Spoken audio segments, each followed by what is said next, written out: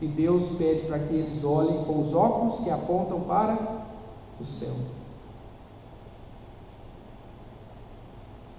Está difícil, irmão, para você? Saiba que tem irmãos que estão passando por situações mais difíceis que a sua.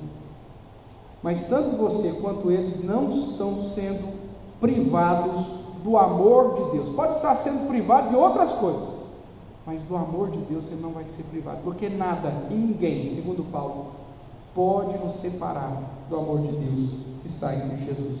A eleição incondicional de Deus é a prova que Ele nos ama. A prova de que eu tenho amado vocês é que quando eu poderia ter escolhido a Esaú, que é pai dos Edonitas, dos árabes, escolhi o pai de vocês, Jacó.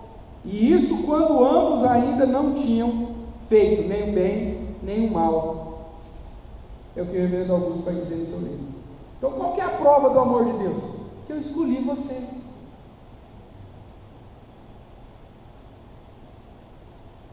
E escolhi você para te dar a salvação quando você não merecia.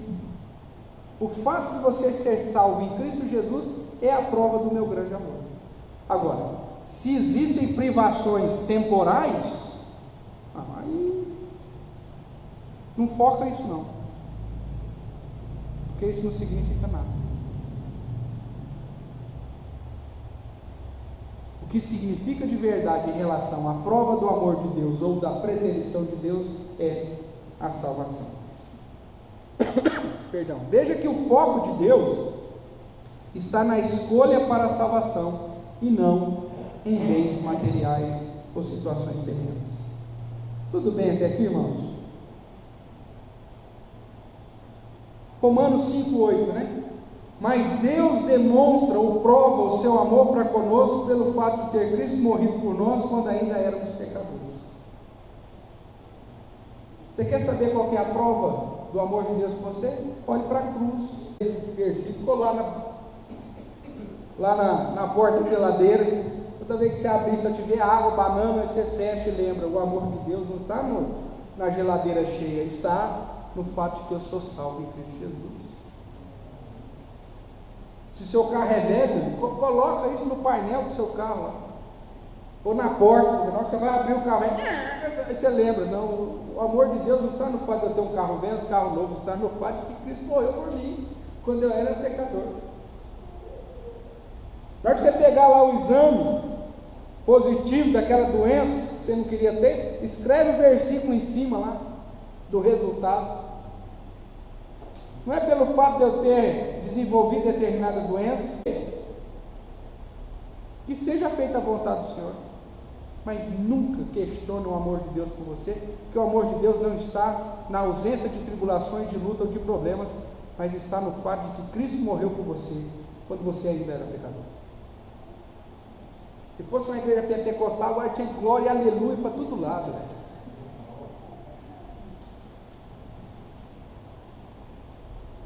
Mas é isso que nós precisamos aprender. É isso que nós precisamos aprender. Então vamos entender um pouquinho sobre o amor de Deus. Vamos lá. Dentro do parâmetro estabelecido por Deus, nós devemos reconhecer que Ele nos ama através da obra da redenção. Escolhi Jacó. Então, segundo Deus, esta é a prova do seu amor, a escolha de Jacó. Da onde sai o povo de Israel, do qual somos agregados como ramos de oliveiras bravas que foram enxertados nessa oliveira que Deus plantou para a sua honra e glória, conforme Paulo vai dizer lá em Romanos 11. Mas vamos ver então. Nós deveríamos medir o amor de Deus para conosco mediante o chamado para a salvação e nunca por questões que gloriamos-nos, inclusive nas próprias tribulações. Nós nos alegramos de passar por luta, porque sabemos que essa luta não significa nada. Essa tribulação aqui terrena não é nada. O foco é lá. É o que Cristo fez por nós na perspectiva de nos conduzir para o céu. É aqui que está no capítulo 5, texto que nós lemos no devocional, mas não lemos agora no estudo, então vamos relembrar, apesar de já termos citado aqui. né? Então, se você, nós não vou ler novamente, mas lembrando aí, justificados, pois mediante a fé temos paz com Deus. Antes nós não tínhamos paz com Deus, éramos inimigos, por meio de Jesus Cristo. E aí ele vai falar o seu próprio amor para conosco, pelo fato de ter Cristo morrido por nós, sendo nós ainda pecadores. Porque se nós, quando inimigos, fomos reconciliados com Deus mediante a morte do seu Filho, muito mais, estando já reconciliados, seremos salvos pela sua vida. Então veja, a prova do amor de Deus está no fato de ter Cristo morrido por nós, e Ele ter aplicado essa, se dobrou diante desse chamado do Senhor, pronto.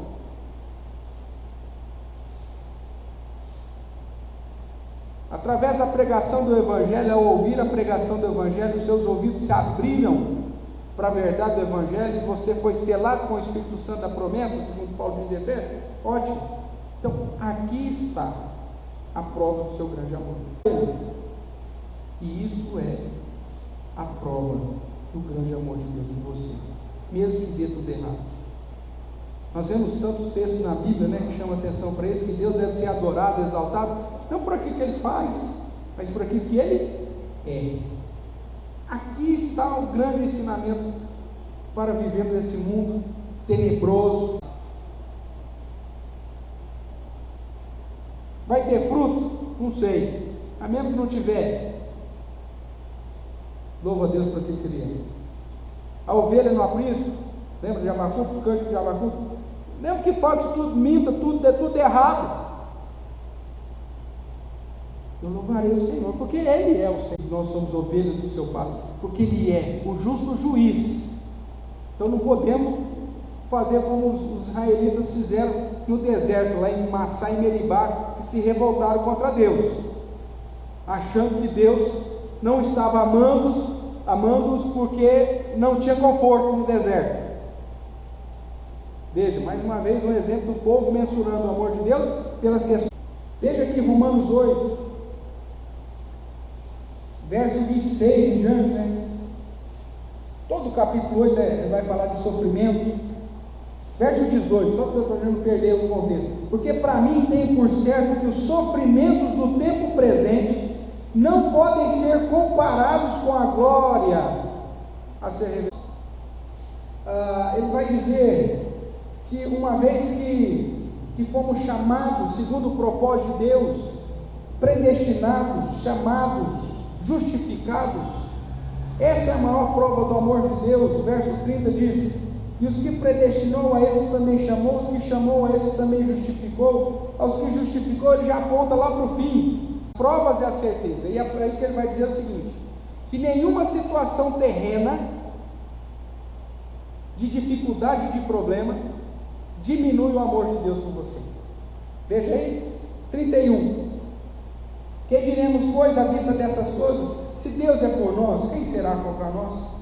Aquele que não poupou o seu próprio Filho, antes por amor de todos nós o entregou, porventura não nos eleição. Realmente eles vão ter grandes dificuldades quando passarem por problemas transitórios para entender o amor de Deus. É por isso que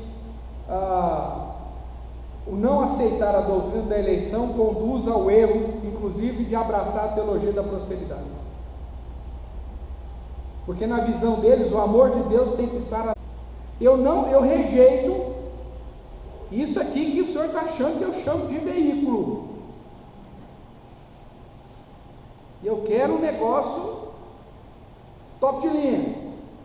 Claro, porque para eles a demonstração de amor de Deus está sendo materializada nas questões terrenas. Eles desprezam a doutrina da eleição. Que morreu, ou antes, quem ressuscitou, o qual está à direita de Deus e também intercede por nós.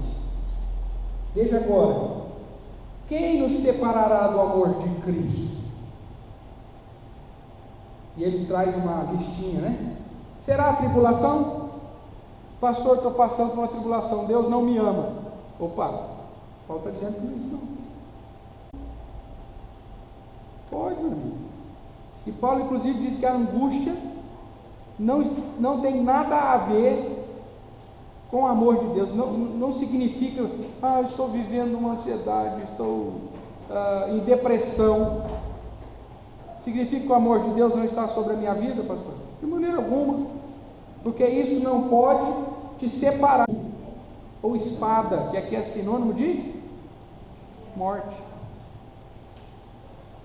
A morte pode separar do amor de Deus? Não. Passar por perigo, passar por situações adversas? Não, nada disso.